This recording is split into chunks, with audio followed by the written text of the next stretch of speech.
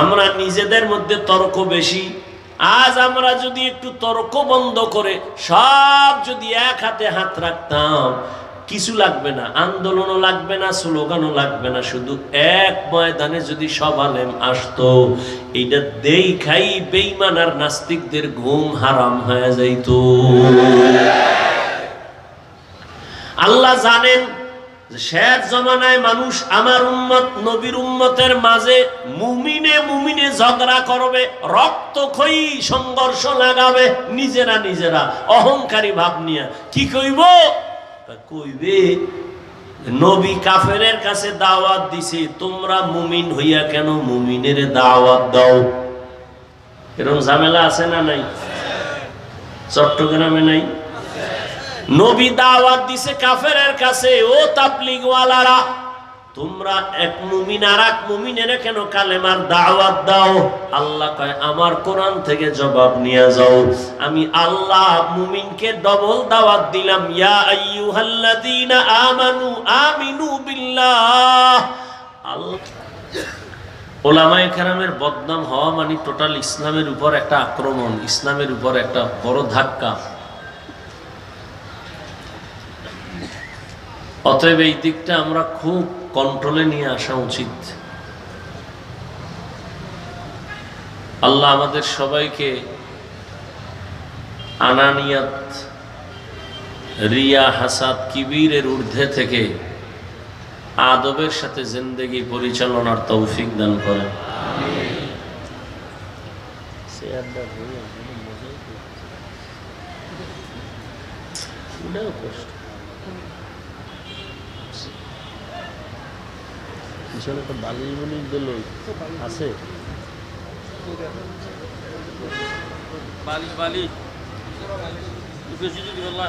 আছে আছে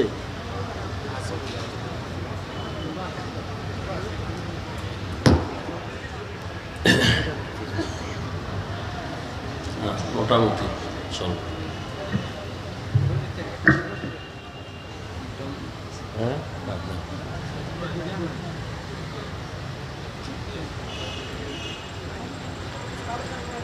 আমি আপনাদের দোয়া নিতে আসছি এবং সংক্ষিপ্ত দু চারটি কথা বলবো, বেশি রাত যেন না হয়।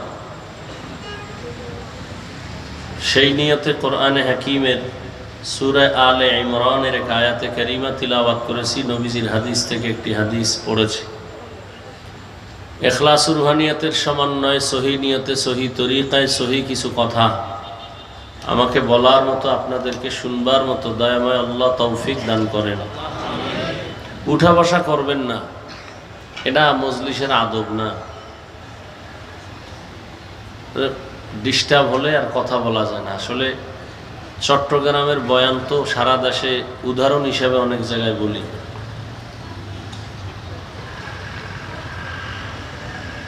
মুফতি আজিজুল হক রহমতুল্লাহ আলাইহি পটিয়া,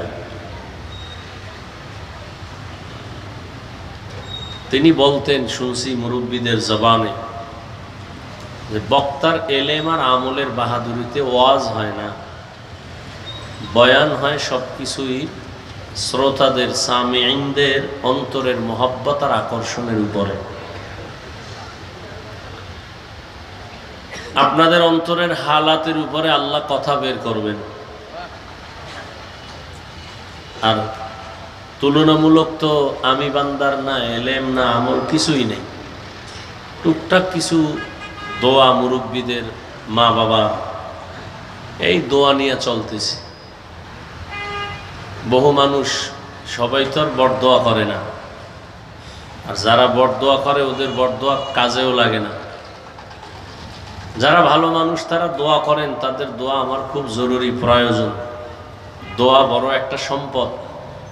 বান্দা নিজ প্রচেষ্টায় যতটুকু অগ্রসর হতে না পারে, দোয়ার দ্বারা সীমাহীন অসম্ভবকে সম্ভব করতে পারে শুধু দোয়ার মাধ্যমে। দোয়া বড় একটা দামি সম্পদ। মা বাবার দোয়া সন্তানের জন্য, ছাত্রের জন্য শিক্ষকের দোয়া, উম্মতের জন্য উলামায়ে কেরামের দোয়া বড় দামি একটা সফলতার সম্পদ। আল্লাহ দোয়া নিয়ে চলার তৌফিক দান করেন।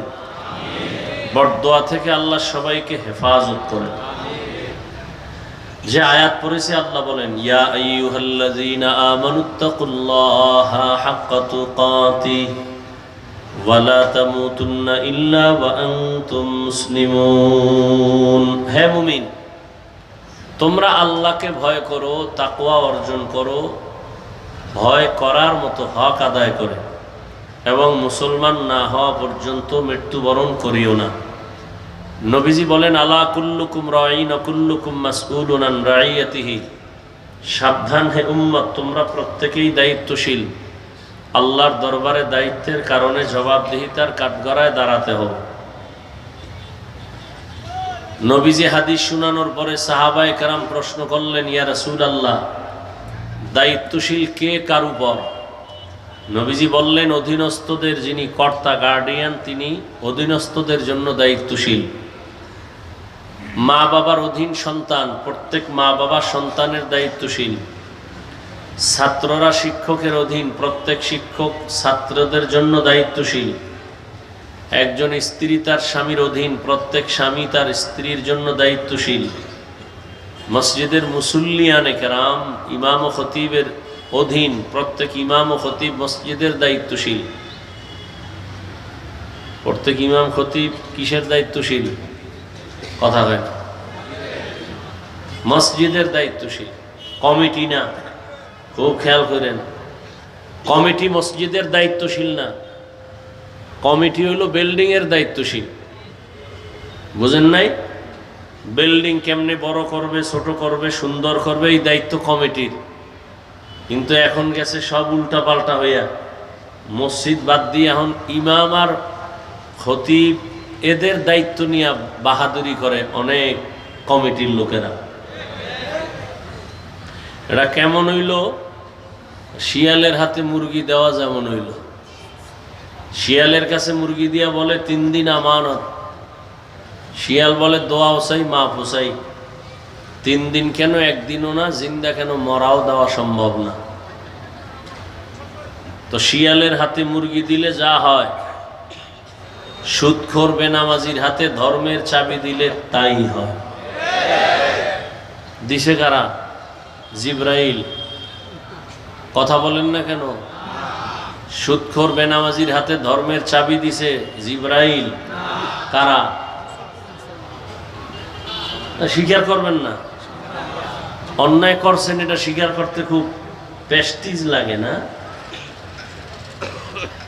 সারা জীবন ইসলাম চাই বইলে স্লোগান দিয়া ভোটের আগের রাত্রে টাকা খাইয়া সকালবেলা কেবলা ঘুরাই দিছেন, তাহলে সরকারের গালি দেন কেন? কপাল তো আপনার খারাপ। আপনি হারাম খাইলে আপনার নেতাও তো হারামখোর হবে। আপনি সুদখোর হইলে আপনার নেতাও সুদখোর হবে। আমারে এখানে যদি জীবনে দাওয়াত না দিত, আমি বসতাম? এক তো সময়ও নাই, আর দাওয়াত না দিলে, না বসাইলে বসানোর সুযোগ নাই। তো সুদখোরেরে আপনি চেয়ারে না বসাইলে বসবে কেমনে? আপনারাই তো বসাইছেন।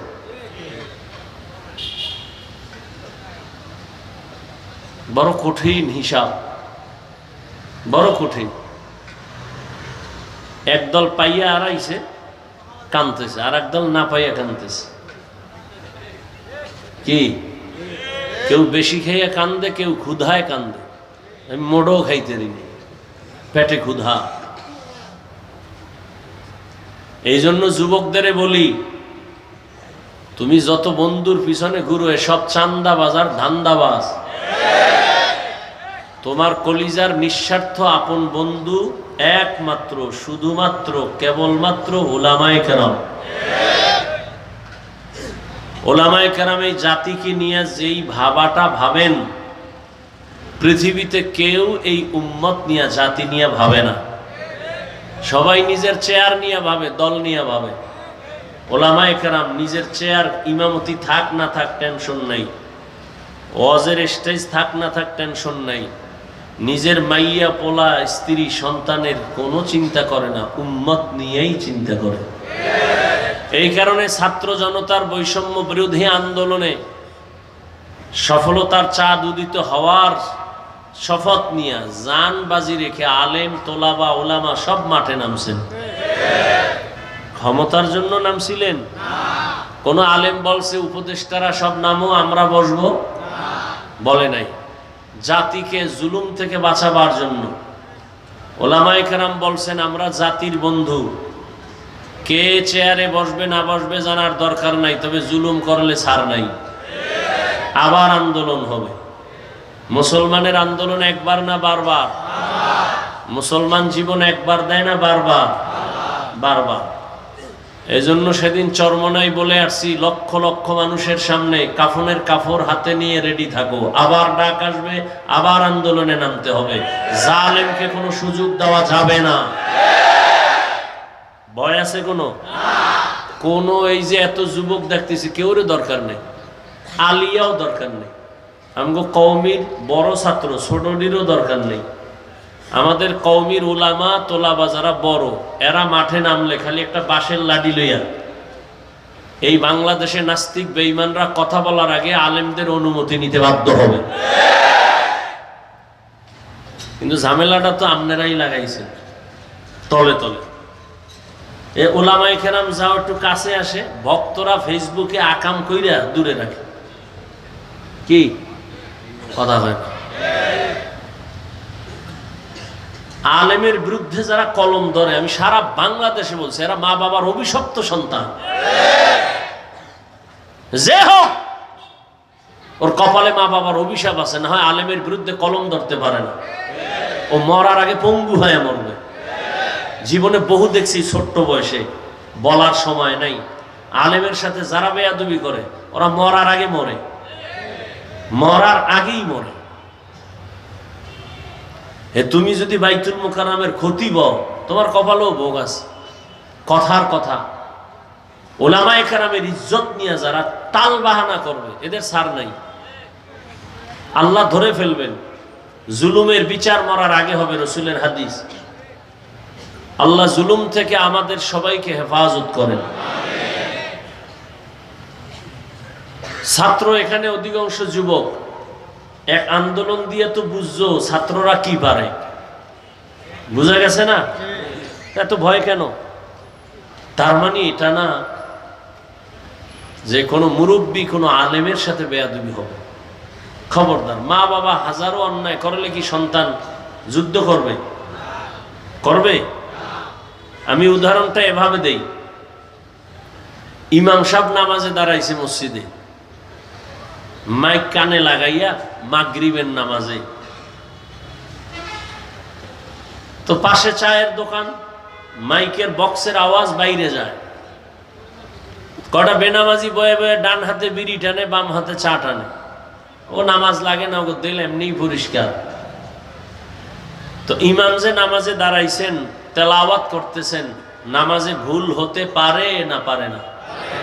ভুল হলে কি করতে হবে বলেন? সত্য কথাটা বলেন। লোকমা দিতে হবে, তাই তো? ইমাম সাহেব আল্লাহর কি কুদরত, আলহামদু সূরায় ভুল হয়ে গেছে। চায়ের দোকানের বেনামাজি যেটি মূর্খ, এরাও ধৈর্য ফেলাইছে আলহামদু সূরার ভুল তো ধরা সহজ।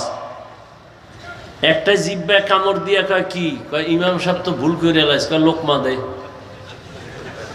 ও চায়ের কাপ থুইয়া জানালা দিয়া তাকায়, কয় ইমাম সাহেব কামটা ঠিক করেন না, তাড়াতাড়ি ঠিক করেন। কি দিছে?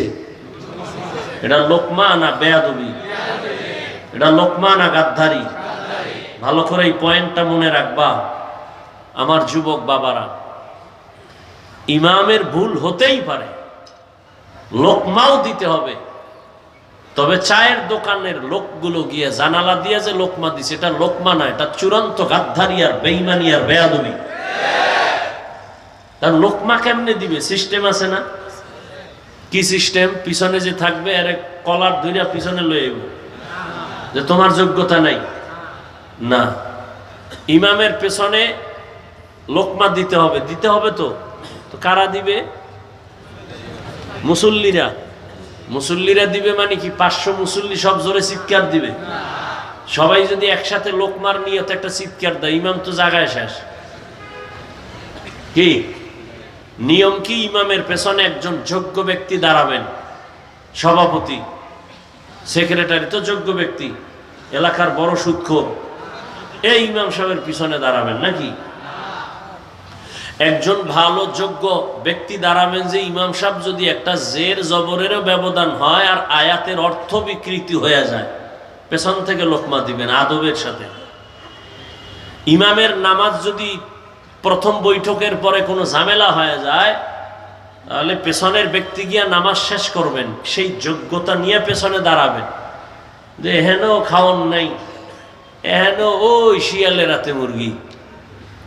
ইমামের পেছনে সব দামি দামি বেনামাজি সুদখোর, সাপ্তাহিক মুসল্লিদের আড্ডা। কি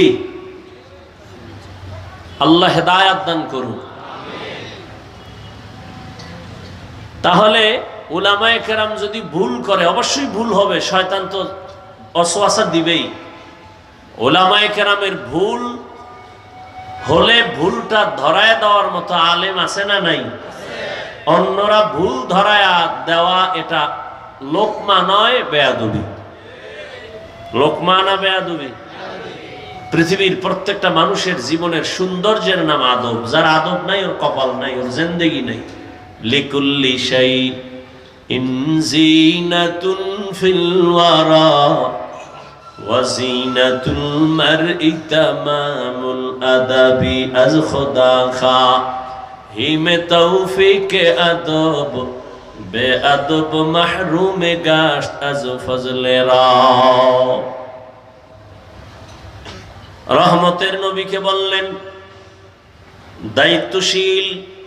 প্রত্যেক মা বাবা সন্তানের জন্য দায়িত্বশীল, প্রত্যেক স্ত্রীর জন্য স্বামী দায়িত্বশীল, মুসল্লিদের জন্য ইমাম ও খতিব দায়িত্বশীল, ওয়ার্ডের মেম্বার ওয়ার্ডের মানুষের জন্য দায়িত্বশীল, ইউনিয়নের একজন চেয়ারম্যান ইউনিয়নবাসীর জন্য দায়িত্বশীল, গোটা দেশের মানুষের জন্য দায়িত্বশীল সরকার, আর গোটা উম্মতের জন্য দায়িত্বশীল একমাত্র শুধুমাত্র কেবলমাত্র উলামায়ে কেরাম। আর একজন সাহাবী বললেন, ইয়া রাসূলুল্লাহ, আমার অধীনেও কেউ নাই, আমিও কারো অধীনে না, আমি একা, আমার কোনো দায়িত্ব আসেনি। রহমতের নবী বললেন, আপনার অঙ্গ যে আছে, অঙ্গ প্রত্যঙ্গের আপনি দায়িত্বশীল। আল্লাহ দুটো হাত দিয়েছেন, দুটো পা দিয়েছেন, কিয়ামতের দিন আল্লাহ এগুলোর হিসাব নিবেন। এমনি দেন নাই, হাতের ডিউটি আছে আলাদা, পায়ের ডিউটি আলাদা, চোখের ডিউটি আলাদা। কিয়ামতের ময়দানে আমার আল্লাহ জিজ্ঞাসা করবেন, আল ইয়াউমা নাখতিমু আলা আফওয়াহিহিম ওয়া তুকাল্লিমুনা আইদিহিম ওয়া তাশহাদু আরজুলুহুম বিমা কানু ইয়াকসিবুন। দস্তগুয়াদ মনচুনি দুজদিদা আম লবগুয়াদ মনচুনি বুসিদা আম চশমগুয়াদ চিদা আম গামজা হারাম গোশগুয়াদ চিদা আম সমরুল কালাম। আল্লাহ বলবে, হাত কথা বলো, চোখ কথা বলো। বাস্তবে হাত কখনো কথা বলতে পারে না। আপনাদের হাত পারেনি? পারে না, এটাই সত্য। কিন্তু মুমিনের আকীদা বিশ্বাস রাখতে হবে, দুনিয়ার সব বিবেক যেটাকে বলে এটা হবেই না, অসম্ভব। আমার রব বলেন এটা আমার কুদরতের দ্বারা সম্ভব। মরা গাছে কথা বলতে পারে না, এটাই সত্য। আল্লাহ যদি কুদরতি ক্ষমতা দেন, পারবে? দুধের বাচ্চা কথা বলতে পারে না, আল্লাহ যদি ক্ষমতা দান করে তো পারবে। কিয়ামতের ময়দানে যখন আল্লাহ বলবেন হাত কথা বলো, হাত কথা বলা শুরু করবে। আল্লাহর কুদরতি ক্ষমতায় বলবে, তোমার যে দায়িত্ব দেওয়া হয়েছিল যেই ডিউটির জন্য, ওই ডিউটি পালন করছে কিনা বলো। হাত আল্লাহর কাছে বলবেন, হে মালিক, এই হাতের দ্বারা মা বাবার কল্যাণে কাজ করবে, করে নাই। হাতের দ্বারা উলামায়ে কেরামের পেছনে নেক আমলে হাত ব্যবহার করবে, করে নাই। বরং মানুষের পেছনে ক্ষতি সাধনের জন্য হাত ব্যবহার করেছে, গরিবের বেতন নষ্ট করার জন্য হাতের কলম ব্যবহার করেছে। চোখ বলো তোমার ডিউটি পালন হয়েছে কিনা? চোখ আল্লাহর আদালতে জবাব দিবেন, হে মালিক, এই চক্ষু দিছো মা বাবা দেখার জন্য, দেখে নাই। এই চোখ দিয়েছো বাইতুল্লাহ দেখবে, দেখে নাই। এই চক্ষু দিয়া কোরআন দেখবে, সওয়াব, দেখে নাই। তো কি করছে? এই কোরআন দিয়া সারাটা রাত দরওয়াজা জানালা বন্ধ করে মোবাইলের দিকে তাকায়া কবিরা গুনাহ দেখছে। কিয়ামতের দিন চোখ আমার আল্লাহর দরবারে কথা বলবে। এজন্য আল্লাহর নবী বলেন, সাবধান, দায়িত্ব সম্পর্কে আল্লাহর আদালতে দাঁড়াতে হবে, সবাই জবাবদিহিতার কাঠগড়ায় দাঁড়াবেন। এই ভয়টা সাহাবায়ে কেরামদের মধ্যে চলে আসার কারণে দেশের ক্ষমতা হাতে নিয়েও রাতের গভীরে নামাজে দাঁড়ায় দাঁড়ায় কান্না করেছেন। জান্নাতের টিকিট হাতে পাইয়া সাহাবায়ে কেরামের কান্নার আওয়াজ। আর আমরা এত বয়ান শুনি, বয়ান জানি, এখানে এমন একটা মানুষও নাই যেই কথা জানে না। মিথ্যা বলা হারাম, গালি দেওয়া হারাম, গীবত করা হারাম, সুদ খাওয়া হারাম, ঘুষ খাওয়া হারাম, জুলুম করা হারাম, চুরি করা হারাম, ডাকাতি হারাম, কাউকে হত্যা করা হারাম। জানার পরেও বহু বান্দা মিথ্যা বলে, গালি দেয়, গীবত করে। এর কারণটা কি? অথচ এর পেছনে উলামায়ে কেরাম তো বয়ান কম করে না, তাবলীগ দাওয়াত ও তাবলীগের মেহনত কম চলে না। জুমার দিন খতিবের বয়ান, উলামায়ে কেরামের হাড় ভাঙ্গা পরিশ্রমের বয়ান। এরপরেও কেন আমলের খাতা শূন্য? এর একমাত্র কারণ আল্লাহর আদালতে দাঁড়াইয়া হিসাব দেওয়ার ভয় অন্তরে এখনো আসে নাই। আর ততদিন পর্যন্ত আল্লাহর আদালতের ভয় অন্তরে আসবে না যতদিন পর্যন্ত একটা মানুষ আল্লাহর প্রিয় বান্দা ওলিদের বন্ধু না হবে। উলামায়ে আহলে হকের বন্ধু যতদিন হবে না, বয়ান চলবে, আমল হবে না। ওর কপাল বড় খারাপ। আর কপাল যদি খারাপ হয়ে যায়, আমি হাফিজুর রহমান কেন, মক্কা মদিনার ইমাম কেন, স্বয়ং নবী, যেই নবীর চেহারা দেখলে পেটের ক্ষুধা থাকে না, কেমন মায়ার নবী আমার, যে নবীর চেহারার মোহাব্বতের নজরে দেখলে জাহান্নাম হারাম। ওই নবী রাস্তা দিয়া যখন চলেন, দুপার্শ্বের গাছ নত হয়ে আমার নবীরে সালাম জানায়। সাহাবায়ে কেরাম কানে শুনতেছেন, নবী হাঁটতেছেন, বারবার জঙ্গল থেকে সালামের আওয়াজ আসতেছে। ও পয়গম্বর, মানুষ দেখি না, সালাম আসতেছে কোথা থেকে? রহমতের নবী বলেন, সাহাবা, আমি মুহাম্মদের আগমনের সুবাস পাইয়া জঙ্গলের হরিণ আমারে সালাম জানায়। যেই নবীর চেহারা দেখলে ক্ষুধা থাকে না, ওই নবীকে 13টা বছর পাশে সামনে দাঁড়ায় 13 বছর দেখলো, বয়ান শুনলো, কপালে কালেমা আসে নাই। এত বড় বেঈমানের নাম জানেননি? কথা বলেন। কথা বলতে কি সমস্যা আপনার? এমনি দি দোকানে গরম বানায় ফেলাম, মসজিদে গরম, যেখানে কথা প্রয়োজন সেখানে বলবেন না। এত বড় নিকৃষ্ট বেঈমান 13টা বছর আবু জাহাল নবীজিকে দেখলো, বয়ান শুনলো, কালেমা পড়ে নাই। এর নাম কফাল। অন্যদিকে 27 বছরের যুবক তরবারি নিয়ে যায় নবীকে জবাই করার জন্য। নবীজিরে দেইখা তরবারি ফালায় বলেন, নবী কল্লা কেটে দেন, তবে আগে কালেমা রশি গলায় লাগায় দেন। মান ইয়াহদিল্লাহু ফাহুয়াল মুহতাদ ওয়া মান ইউদ্লিল ফালান তাজিদ লাহু ওয়ালিয়াম মুরশিদা। হেদায়েত আল্লাহ যাকে দিবেন পেয়ে যাবে, আর আল্লাহ যার হেদায়েতের দরজা খুলবে না, আমি হাফিজুর রহমান কেন, স্বয়ং নবীর বয়ানও কপালে কালেমা আসবে না। হাতের মুষ্টির মধ্যে পাথর নিয়া আবু জাহাল কয়, ভাতিজা আমার হাতে কি আছে বলতে পারলে এখন আমি কালেমা পড়ব, নবী মানব। নবী বলেন আমি বলতে পারি না। কেন পারো না? বলে আমি গাইবের ইলম আল্লাহ দেন নাই, তবে হাতের মুষ্টিতে যা আছো একটু আওয়াজ দাও। পাথরগুলো কালেমায় শাহাদাত পড়া শুরু করলো। আবু জাহাল পাথরগুলো মাটির মধ্যে ফেলে বলে, ভাতিজা তুমি এত বড় জাদুকর আমি জানতাম না। এর নাম কপাল। কপাল যদি পুড়ে যায় হেদায়েতের দরজা খুলবে না। আর কপাল যদি আল্লাহ খুলে দেয়, নবীকে জবাই করতে আসিয়াও কালেমা পড়ে, এর নাম কপাল। এরে আমার কলিজার যুবক, দুনিয়াতে আর কত মাইয়ার চরিত্র নষ্ট করলে তোর মনের আশা মিটবে? দুনিয়াতে আর কত রাত মোবাইলে কবিরা গুনাহ দেখা তোর আশা মিটবে? এত তাড়াতাড়ি তওবা করবি না তো কত গুনাহ করলে এরপরে তুই তওবা করবি? কত জীবন তুই পার্কে পার্কে দৌড়ানোর পরে তুই তওবা করবি, তোর আশা মিটবে বল? চোখের সামনে তো যুবকের লাশ, পানির নিচে লাশ, গাড়ির নিচে লাশ, ঘুমের বিছানায় লাশ। ওলামায়ে কেরামের কথা শুনলেন না রে বাবা? কয়দিন এই বাহাদুরি?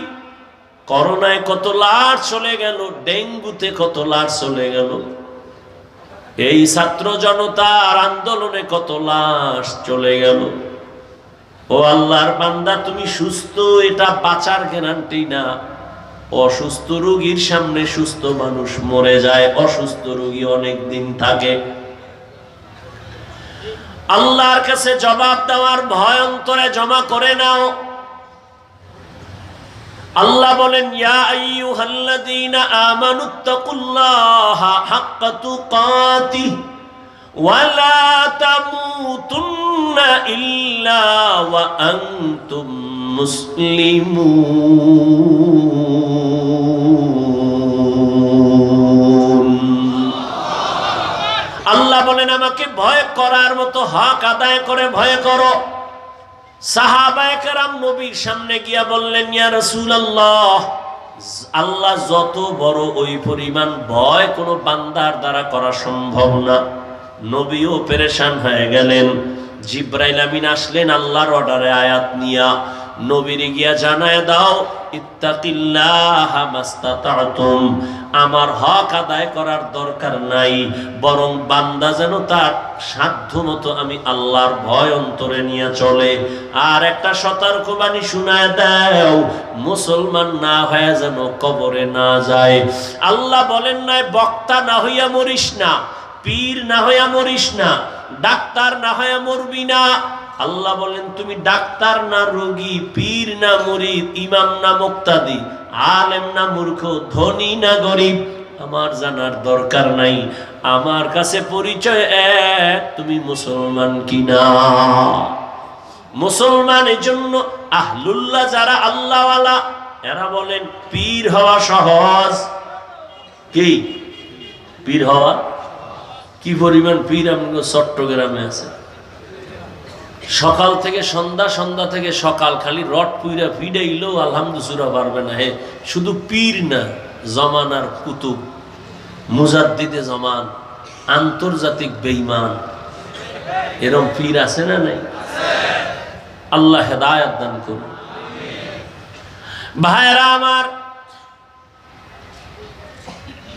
মুসলমান না হইয়া মরিও না রে যুবক। আল্লাহ বলেন আমাকে হক আদায় করে না পারলেও সাধ্য মতো ভয় করো। এখানে আমরা যারা বসে আছি, দাঁড়ানো আছি, যদি জিজ্ঞাসাই করি আল্লাহকে আপনারা কারা কারা ভয় করেন, প্রশ্নটা করলে সবাই হাত উঁচু করে বলবে অবশ্যই আমরা হুজুরদের থেকেও বেশি ভয় করি।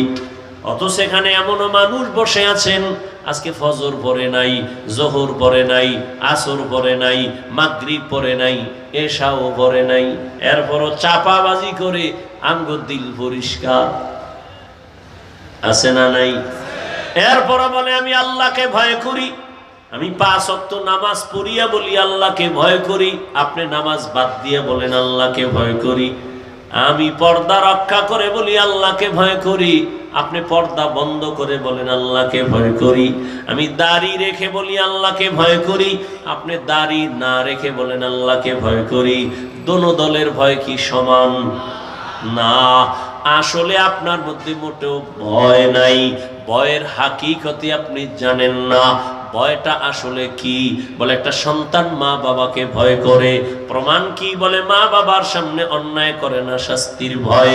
একটা ছাত্র শিক্ষকের ভয় করে, কেন? প্রমাণ কি? বলে শিক্ষকের সামনে অন্যায় করে না, শাস্তির ভয়। ঠিক এই দুনিয়ায় যেই বান্দা যেই বান্দি আল্লাহকে ভয় করবেন, ওই বান্দা গলায় ছুরি লাগাবে, দাড়ির মধ্যে অস্ত্র লাগাবে না।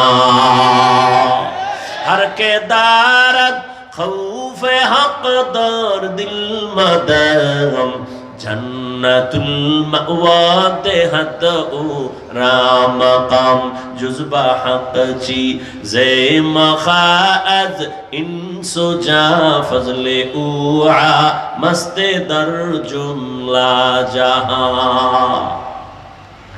আজকে আল্লাহর ভয় অন্তরে না থাকার কারণে এত বয়ান। আজকে তো বয়ান করব হিন্দুদের মন্দিরে গিয়া, আজকে তো বয়ান করার দরকার ছিল চট্টগ্রামের পাহাড়ে খ্রিস্টানদের মিশনারিতে গিয়া, কিন্তু কই 12টা মাস মুসলমানের পেছনে কুত্তার মতো দৌড়াইতে দৌড়াইতে ঘুমানোরও টাইম পাওয়া যায় না। এরপর মুসলমান নামাজের মুসাল্লায় যায় না। বুঝি না কি তুমি ভুলে আছো না আমরা ভুলে আছি? না হয় তাবলিগ ওয়ালারা পায় হাতে ধইরা বুঝায় নামাজ পড়ো, পড়ো না কেন? পীর সাহেবরা পায় হাতে ধরে বুঝায় নামাজ পড়ো, নরম ভাষায় বুঝায়, কত নরম। আমরা বক্তারা বয়ান করি, এরপরও কেন নামাজ পড়ো না রে বাবা? আসলে কি তুমি মনে করছো আমরা ভুলে আছি? একটা প্রমাণ দেখাও। কারণ উলামায়ে কেরামের যত কথার পাওয়ার, মূল পাওয়ার হাউস হলো কোরআন শরীফ, আল্লাহর কোরআন। এই কোরআন আল্লাহ একজন আছেন, প্রমাণ কোরআন। জান্নাত আছে, দলিল কোরআন। জাহান্নাম আছে, দলিল কোরআন। গুনাহ করলে জাহান্নামে যাবে, প্রমাণ কোরআন। নেক আমল নিয়ে গেলে জান্নাত পাবে, প্রমাণ কোরআন। ওই কোরআনে যদি ভুল থাকে তো সবই ভুল। একটা ভুল বের করে দাও, আমি এখন দাড়ি কেটে ফেলবো, শার্ট প্যান্ট টাই লাগায় রাস্তায় নাচ গান করবো।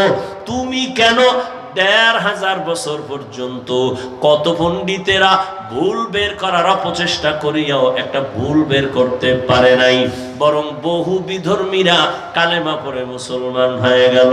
ও আল্লাহর বান্দারা, তাহলে সমস্যাটা কোথায়? তুমিও মুসলমান, আমিও মুসলমান রে যুবক। তোমার আমার আল্লাহ দুই না এক? বুঝে শুনে কইও, প্যাচ লাগাইও না। ও যুবক বাবা বলো, তোমার আল্লাহ আমার আল্লাহ? তোমার আমার নবী, কোরআন, হাদিস, কাবা, ধর্ম, কালেমা, দুনিয়াতে আসছি তাও কিন্তু এক। বিদায় বেলা কাফনের সংখ্যা হবে এক। আমারও 3 কাফন, তোমারও 3 কাফন। নাকি আমি একটা বক্তার সম্মানে বাড়ানো হবে? তুমি রিক্সার ড্রাইভার, গরিব হওয়ার কারণে একটা কাফন কম হবে? আমারও 3 কাফন, তুমিও 3 কাফনে পেঁচায়া পড়বা। কালার হবে আলাদা। কি কালারও এক। কাফনের উপরে লেখা থাকবে বড় হুজুরের লাশ। হ্যাঁ, তা এত মাস্তানি কেন? এত ভাব কেন? আজ আমি বক্তা বক্তা ভাব, তুমি টাকার ক্ষমতার ভাব। কাফনে যেদিন ঢুকবা সেদিন সব বাহাদুরি বন্ধ হয়ে যাবে। কে ধনী, কে গরিব, কে আলেম, কে মূর্খ, কে ইমাম, কে মুক্তাদি কাফনে লেখা থাকবে? সব লাশগুলো একাকার হয়ে যাবে। কবরের সাইজও হবে এক। কবরে রাখার পরে প্রশ্ন হবে 3টা, তাও এক। রবের পরিচয় দাও, ধর্মের পরিচয় দাও, রাহমাতুল লিল আলামিনের পরিচয় দাও। নবী বলেন, যারা এই 3 প্রশ্নের জবাব দিবে তাদের কবর হবে রওজাতুম মির রিয়াজিল জান্নাহ। আর যারা জবাব দিতে পারবে না তাদের কবর হবে হুফরাতুম মিন হুফারিন নার। কে জবাব দিতে পারবে? হুজুরেরা গ্যারান্টি নাই। যদি হুজুরেরা জবাব দিতে পারার গ্যারান্টি থাকতো, জান্নাতের টিকিট হাতে পাইয়া সাহাবায়ে কেরাম জীবনভর কান্না করতেন না। রহমতের নবী বলেন, আমি তো আয়েশার হুজুরায় এশার নামাজ পড়ে ঘুমায় গেছি। আমি ঘুমাইলে শুধু চোখ আমার বন্ধ, অন্তর আমার ঘুমায় না। আমার মাথার পাশেই তো আমার মসজিদে নববী। হঠাৎ ঘুমের মধ্যে গভীর রাত, কানের মধ্যে কান্নার আওয়াজ আসতেছে। এই রাতের বেলাকে কান্না করে আমি সজাগ হইয়া নজর করে দেখলাম আমার মসজিদের মধ্যে কে যেন নামাজে দাঁড়ায় কান্না করে। আমি আস্তে উঠলাম, উঠা বের হয়ে গেলাম। ভিতরে তাকাইয়া দেখি জান্নাতের 1 নাম্বার সাহাবী আমার আবু বকর গভীর রাতে নামাজে দাঁড়ায় দাঁড়ায় কান্না করে। আমি নবী অপেক্ষা করলাম। আবু বকর নামাজ শেষ, আমাকে দেখে আশ্চর্য। আমি জিজ্ঞাসা করলাম, আবু বকর আপনি নামাজে দাঁড়ায় কাঁদলেন কেন গভীর রাতে? আবু বকর বলেন, ইয়া রাসূলুল্লাহ, আল্লাহর আদালতে দাঁড়াইয়া হিসাব দেওয়ার ভয় আমি কান্না করেছি। কিয়ামতের ময়দান আপনিই তো বয়ান করেছেন, সব নারী পুরুষ উলঙ্গ দাঁড়াবে, সূর্য মাথার উপরে নেমে আসবে, জাহান্নামের গরমের তাপ, নবীরা পর্যন্ত কান্না শুরু করবেন, এত কঠিন হবে হালাত। ওই সময় আল্লাহ যদি আমারে ডাকেন আর বলেন, আবু বকর জাহান্নামের দরজা থেকে ধইরা তোমারে জান্নাতের টিকিট হাতে দিছি, বলো আমার কাছে কি নিয়ে আসছো? আমি যদি বলি, আল্লাহ তোমার মোহাব্বতে নামাজ পড়ছি, তেলাওয়াত করেছি, জিকির করেছি, এই আমল নিয়ে আসছি। আল্লাহ যদি বলে ফেলে, আবু বকর তোমার আমল আমার কাছে পছন্দ হয় নাই, আমার জান্নাত আমারে দাও, তোমার আমল নিয়ে জাহান্নামে যাও।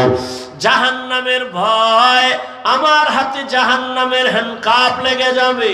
সাহাবায়ে কেরাম জান্নাতের টিকিট পাইয়া যদি নামাজে দাঁড়ায় সারা জিন্দেগি কান্না করেন, তুমি আমি কে? তোমার আমার তো কোনো হিসাবই নাই।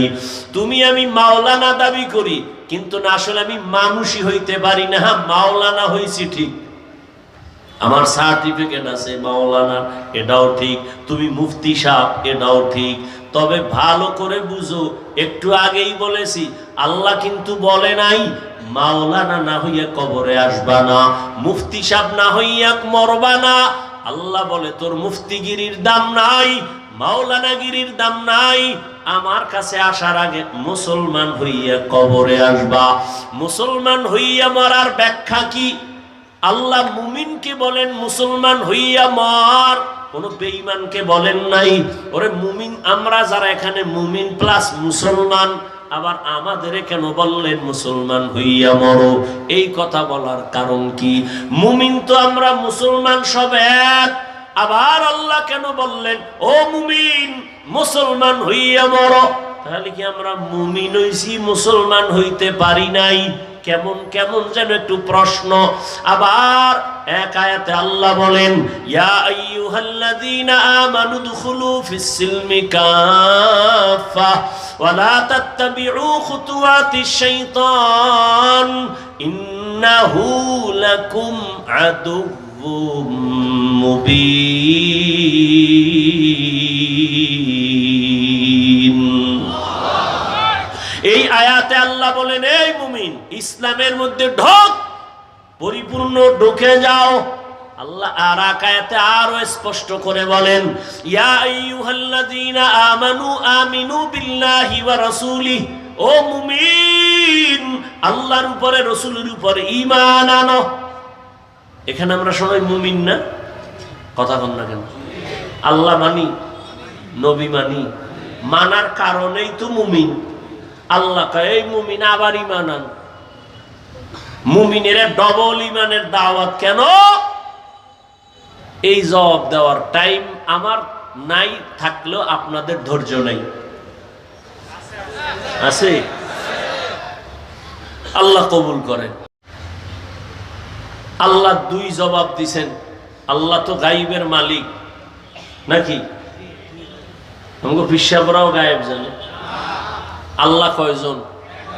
সবাই বলেন আল্লাহ যে এক, কোন দিক থেকে এক বলেন? আল্লাহ কেমন এক যার কোনো দুই?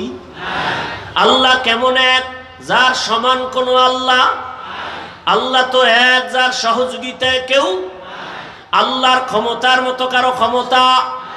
আল্লাহর স্পেশাল কিছু গুণ আছে, এই গুণ আর কারো মধ্যে। কেউ যদি মনে মনে ভাবে আল্লাহর গুণ আরো কারো মধ্যে আছে, স্পেশাল গুণটা আরো কারো মধ্যে আছে, মনে করার নাম শিরিক। যারা মনে করবে তাদের নাম হলো মুশরিক। মুশরিকদের জন্য আল্লাহ জান্নাত হারাম করে দিয়েছেন। ইন্নাল্লাহা লা ইয়াগফিরু আন ইউশরাকা বিহি ওয়া ইয়াগফিরু মা দুনা যালিকা লিমান ইয়াশা ওয়া মান ইউশরিক বিল্লাহ ফাকাদ দাল্লা দালালাম বাঈদা ওয়া মান ইউশরিক বিল্লাহ ফাকাদ ইফতারা ইসমান আযীমা ওয়া মান ইউশরিক বিল্লাহ ফাকাদ হারামাল্লাহু আলাইহিল জান্নাহ। যারা শিরকের গুনাহ করবে আল্লাহ বলে আমি তাদের ক্ষমা দিব না, তাদের জন্য জাহান্নাম, জান্নাত হারাম করে ঘোষণা দিয়ে দিলাম। আল্লাহর মতো আল্লাহ আছে মনে করা শিরিক। আল্লাহর গুণের মতো কারো গুণ আছে মনে করার নাম শিরিক।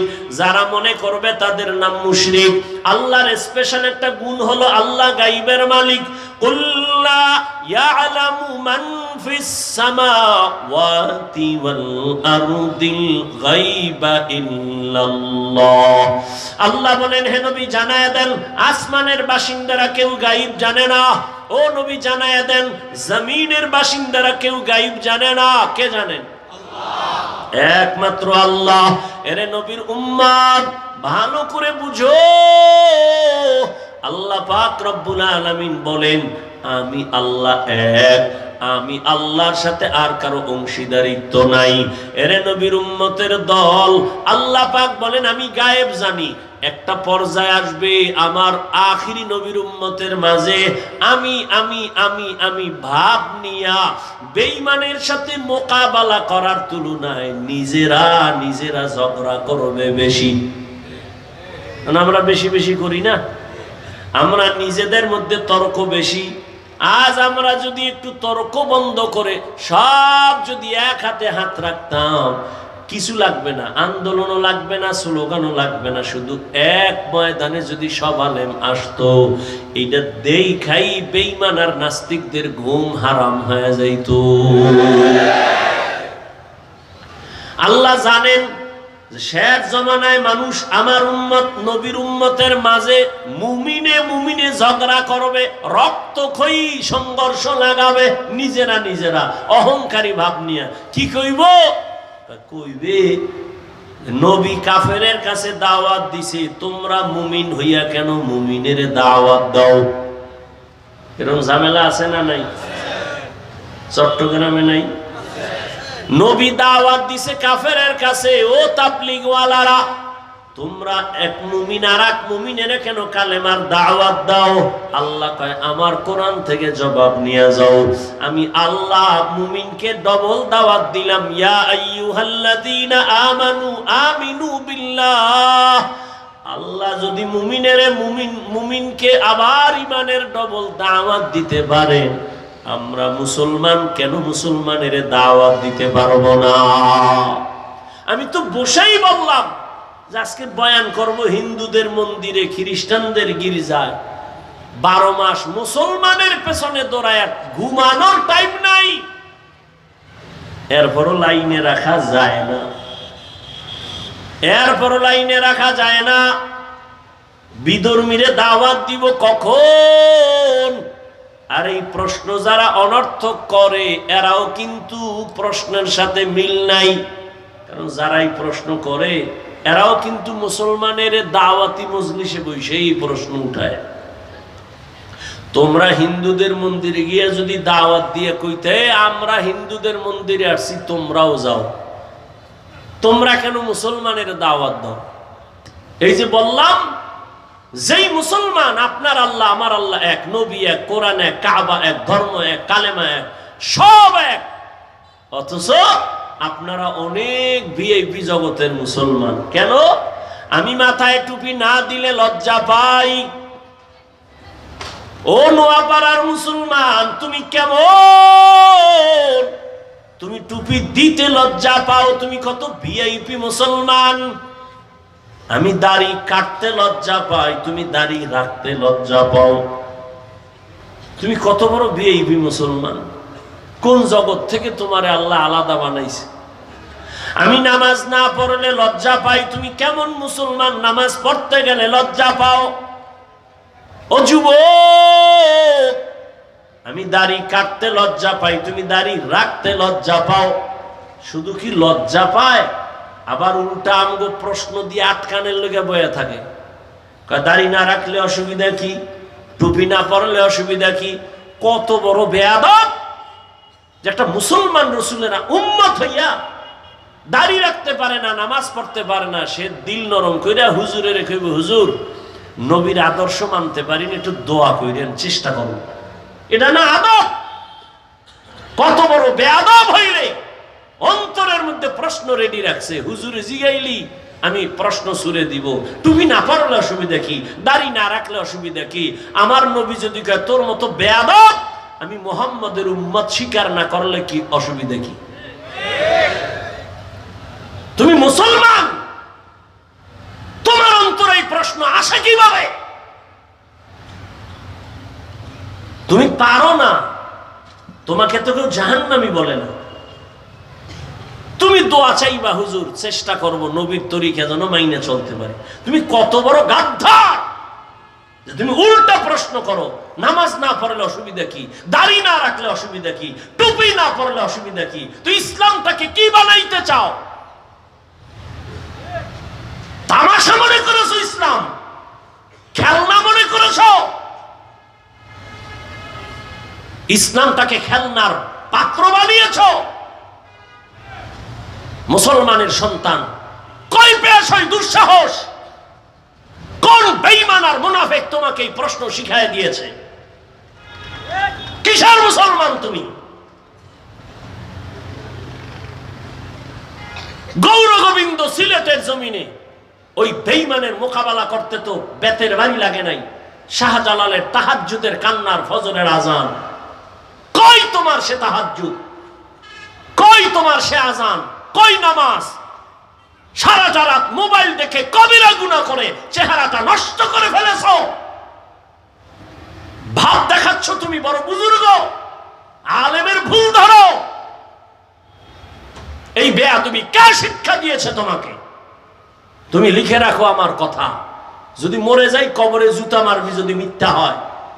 যদি এখনো তওবা না করো, আলেমের বিরোধিতা করে তোর মরা হবে জীবনের পঙ্গু হওয়া মরা। লিখে রাখিস, তুই পঙ্গু না হয়ে মরবি না। তওবা যদি করো, খোদায় দরজা খুলে দেয় ওমরের মতো, তা শুকর আল্লাহর দরবার। একটা মুসলমান যার আদর্শ দেখলে মানুষ চলে আসবে দিনের দিকে।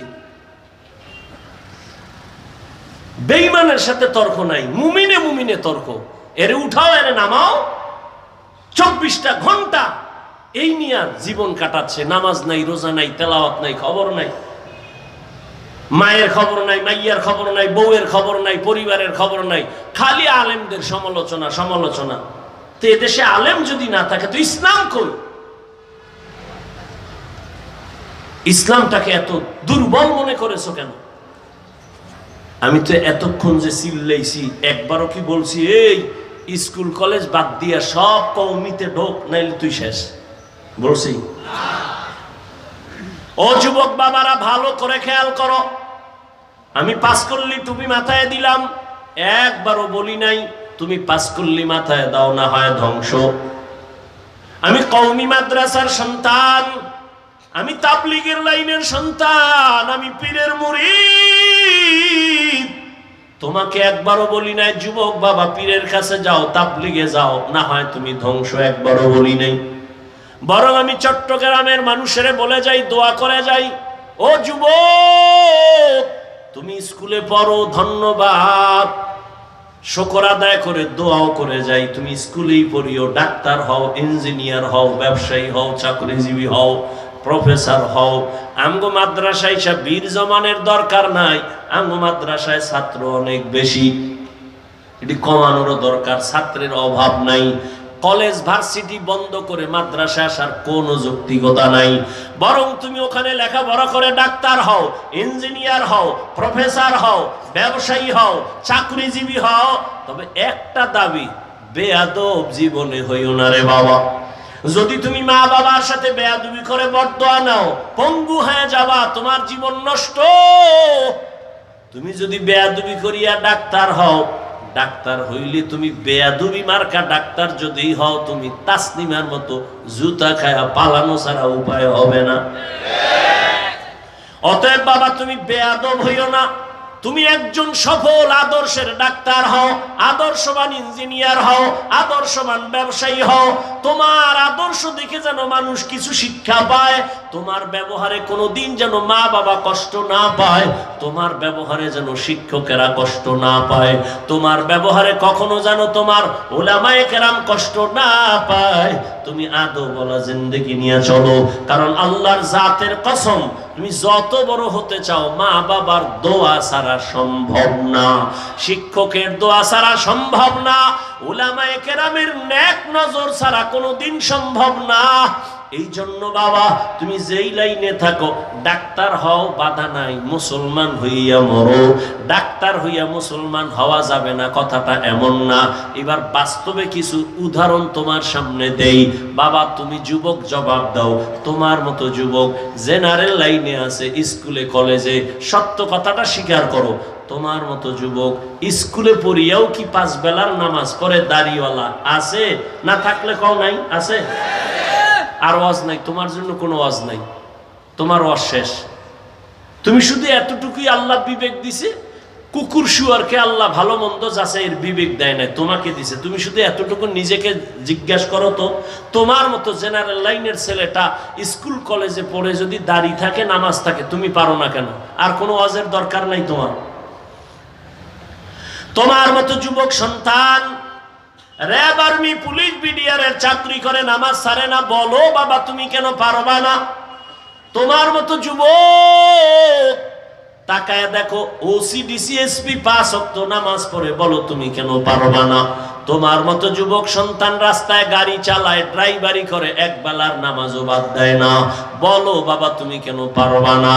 ও যুবক বাবারা, তোমার মতো কত ব্যবসায়ী আজান হয়েছে দোকান বন্ধ করে নামাজে চলে গেছে, দাড়িও ফালায় না, নামাজও বাদ দেয় না, হারাম ভাবে ব্যবসা করে না, এমন বান্দা আছে, তুমি কেন পারবা না? জীবনে মাদ্রাসায় পড়ে নাই, আলিফ বাতাও শিখে নাই, জেনারেল লাইনে থাইকে যদি তোমার মোহাব্বত আল্লাহর নবীর আদর্শ নিয়ে চলে, তুমি এতটুকু নিজেকে জিজ্ঞাসা করিও, বালিশে মাথা লাগায়, তুমি কেন পারবা না? তোমার মতো যুবক নদীর মধ্যে মাছ ধরে নামাজ পড়ে, তুমি পারো না কেন? কৃষি কাজ করে নামাজ পড়ে, তুমি কেন পারো না? এখনো সময় আছে, তওবা করে নাও। ও পর্দার আড়ালের মা বোনেরা, আসেনি মা বোন? হ্যাঁ, এরে আম্মা জানেরা, বোনেরা, আপনাদের সন্তানদেরকে নিয়ে যত কথাই আমি শুনাইলাম, এই কথা বাস্তবায়ন হবে না যদি আপনাদের চেষ্টা না থাকে, দোয়া না থাকে। কারণ আপনারা নবীদের মায়ের মতো দামি, আপনারা সাহাবায়ে কেরামদের মায়ের মতো দামি, আপনারা খাদিজা রাদিয়াল্লাহু আনহার মতো দামি, ফাতেমা রাদিয়াল্লাহু আনহার মতো দামি, আয়েশা রাদিয়াল্লাহু আনহার মতো দামি। এরে আম্মা জান, আপনারা ইসমাঈল নবীর মা হাজরা আলাইহিস সালামের মতো দামি, আপনারা ঈসা নবীর মা মারিয়াম আলাইহিস সালামের মতো দামি। জীবনের বড়, দুনিয়ার বড় এক বেঈমান ফেরাউন, জানেননি তার স্ত্রীর নাম কি? আসিয়া। এত বড় বেঈমান ফেরাউনের ঘরে আসিয়া কত বড় আল্লাহর পেয়ারা বান্দি। রহমতের নবী বলেন, কিয়ামতের দিন জান্নাতে আসিয়ার সাথে আমার বিবাহের বন্ধন হয়ে যাবে। ও পর্দার আড়ালের মা, আপনার স্বামী তো ফেরাউনের মতো খারাপ না, আপনি কি পারেন না নামাজ পড়ে দোয়া করবেন? স্বামীরে যদি বলতেন, স্বামী নামাজ পড়ার চেষ্টা করো, কামাই রুজি করো, তুমি হারাম টাকা ঘরে আনবা না, যদি এভাবে বুঝাইতেন, হারাম টাকা খাইয়া নিজের রক্ত নাপাক করবো না, সন্তানেরটাও নাপাক করতে দিব না, দুনিয়ার কোন স্বামী হারাম কামাই ঘরে নিতে পারতো না। এরে আম্মা জান, আপনার মতো কত মা এই অঞ্চলে এখনো পাবেন, পর্দা রক্ষা করে চলে, নামাজ ছাড়ে না, স্বামীর মাল হেফাজত করে, সন্তানগুলোকে আদর্শওয়ালা বানানোর চেষ্টা করে, কখনো মোবাইলে চরিত্র বিক্রি করে না। এরে আম্মা জানেরা, আপনারা কেন পারবেন না? ও যুবক বাবা, এখনো সময় আছে, তওবা করে নাও। জীবনে তো কম নামাজ ছাড়লা না, মনে চাইছে পার্কে যাবা, দৌড়ায় গেছো, কেউ বাধা দিছে ফিরো নাই, মনে চাইছে গুনাহ করবা করেছো, বাধা মানো নাই, মনে চাইছে নামাজ পড়বা না, পড়ো নাই, হাজার মানুষ বুঝাইছে নামাজ পড়ো নাই, আর কত বাহাদুরি করবা? এখনো সময় আছে, তওবা করে নাও।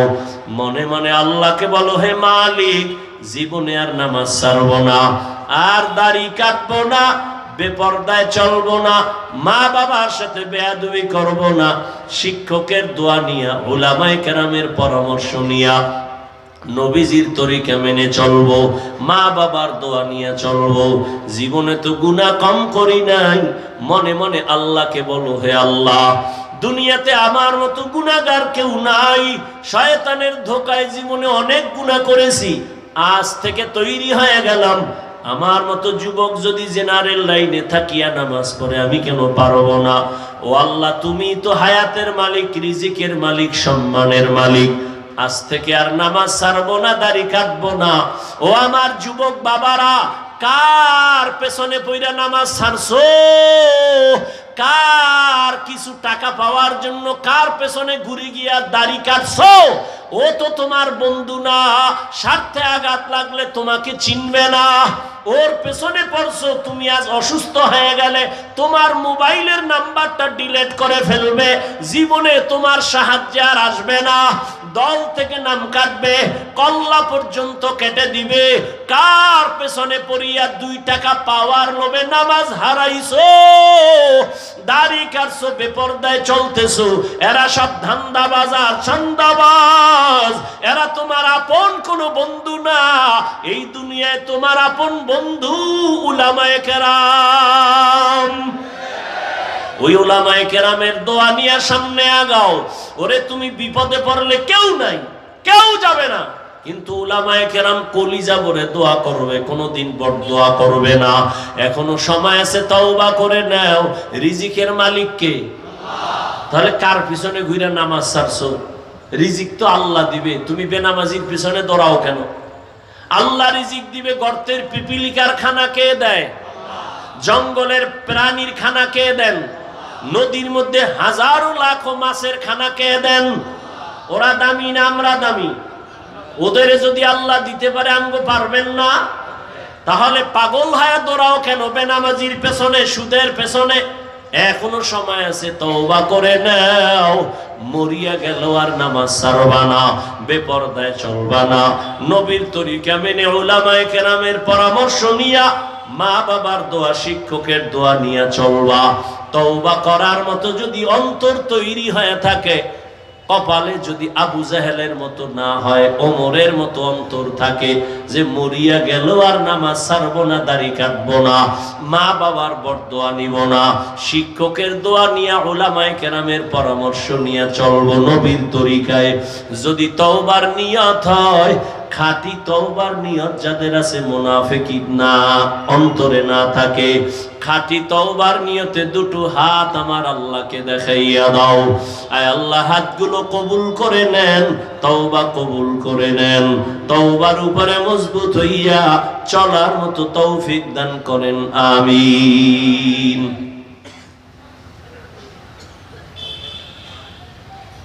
এবার মোনাজাত দিবে কে? তো আমি দোয়া করি, আল্লাহ আমার প্রত্যেকটা যুবককে কবুল করেন। নামাজ পড়া লাগবে তো ইনশাআল্লাহ, সপ্তাহে একদিন, সব সময়। আল্লাহ কবুল করেন, তওবার উপরে চলতে পারি, আদব নিয়ে চলতে পারি, বেয়াদবির থেকে আমাদেরকে হেফাজত করেন। দোয়া করবেন, হযরত দোয়া করে যান, দোয়া বরকতি জিনিস। সুবহানাল্লাহ, না আপনি করে দেন।